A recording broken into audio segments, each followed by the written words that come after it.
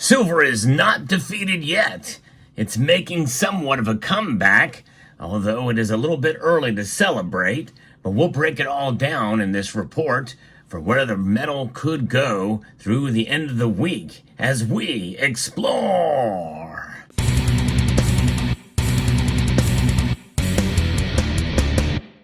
That's right, silver's down but not out. It is down from what we saw over the past week and a half or so, but it's made a slight recovery today.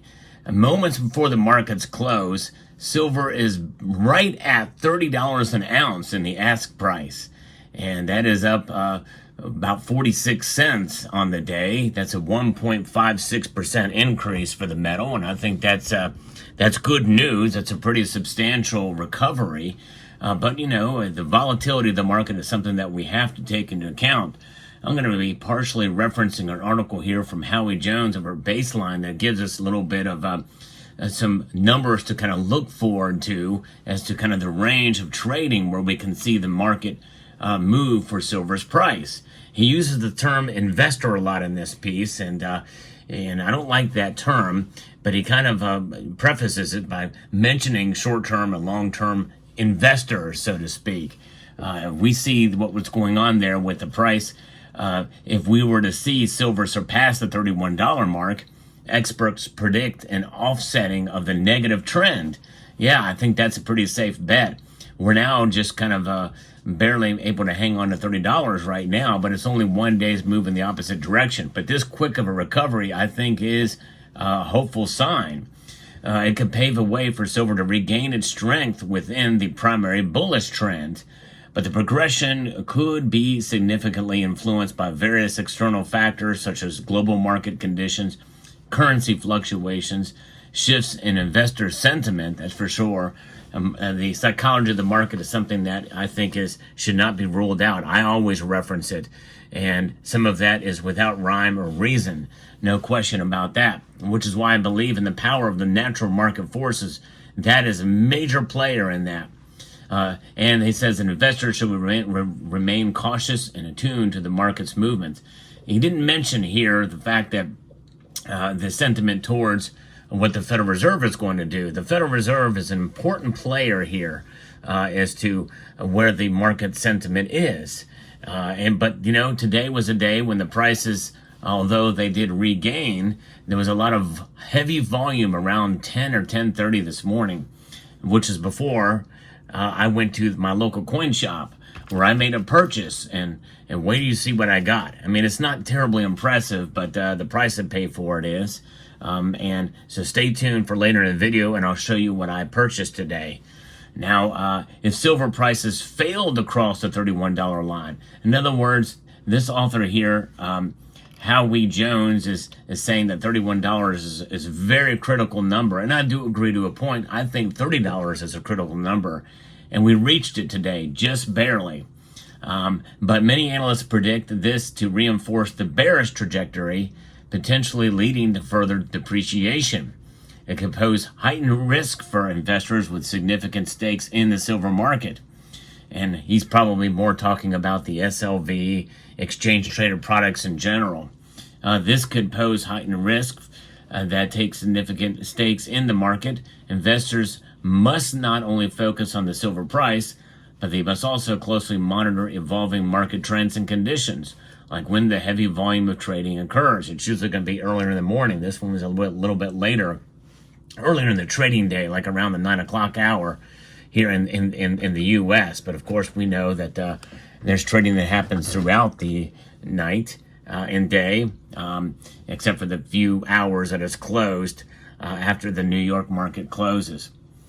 Silver's market's future remains uncertain and depends heavily on various factors. Therefore, investors, and I like to use that word stackers, but if you're just trading using the SLV,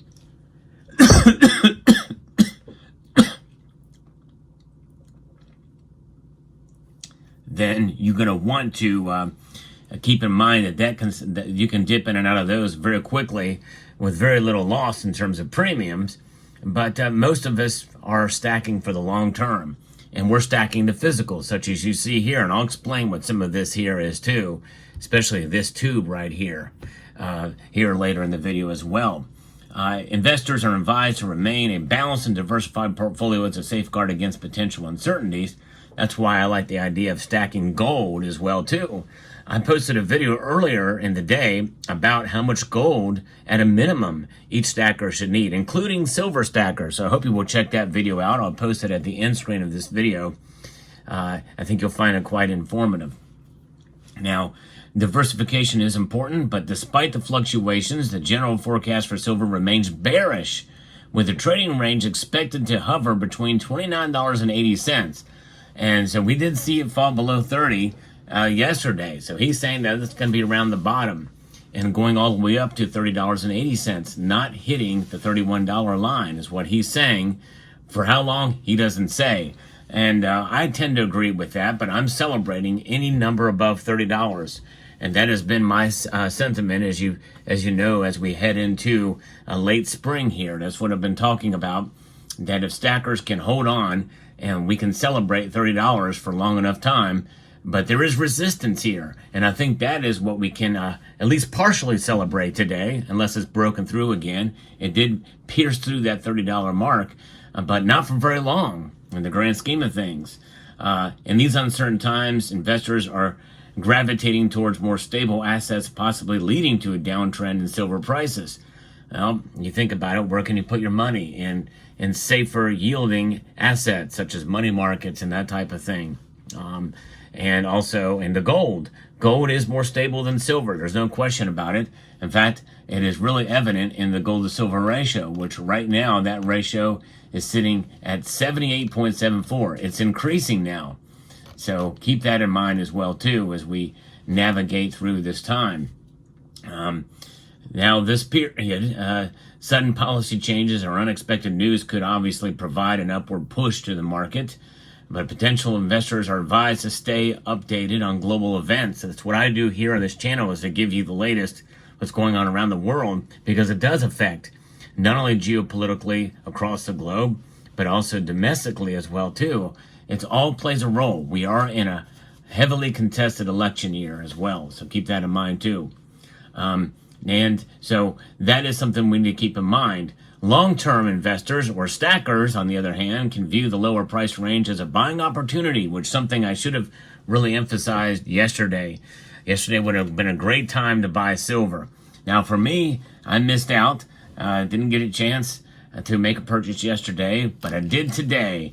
So, yes, and you guessed it right. I got me a dime bag. That's right. I got me a dime bag of some nice cherry-picked Mercury dimes, but really, in reality, they are indeed Winged Liberty dimes. I'll take them out of the bag and show you. And I was able to cherry-pick these things. Got them for under spot price. That's right. Right now, spot price has these sitting here right at around $2.17 per dime. I got them for $2.10 per dime. It's pretty good. And one of them is a 1917. I'll show you that date on this little, and not too bad of condition, even though it's a little bit tarnished for 1917. Pretty good to have that in the stack, as well as these other dimes, and that will go in my dime tube, which I'm trying to fill up here. I tell you what, I should have done a tubular journey on that. But there's that. And that's not all. I also got another, and I don't generally recommend you buy fractional silver unless it is indeed constitutional, like what I just showed you there. But I got this 10-gram bar here, 10-gram bar from Valcambi. It's one of those combi bars broken off there, and I got this thing for $10, $1 per gram, just a little over spot price. That's right, just a little over spot price, not much. A normal premium that you would pay for a 1 ounce piece. And I got me a nice little cool little 10-gram silver bar here. I'm not going to take it out of the case, but you can see here's the obverse of this 3/9 fine Valcambi Suisse bar. Beautiful. And here's the reverse that has the purity and the symbol there. And a little milk spot for verification. So that is the other purchase I made. So there that is. Now, what you're looking at here, as we assess these markets here, is silver that I bought a long, long time ago. And 1985 is the year that these pieces are, and it's the only year that Engelhard made fractional prospectors. And so I was able to stack some of this stuff when silver's a whole heck of a lot cheaper for not a whole lot above spot. So I took advantage of it. And I don't have a quarter ounce, but that's a half ounce, and here's the 10th ounce. So many of these I bought at 90 cents a piece. That's right, 90 cents for each one of these. Under $1 for a full 10th ounce.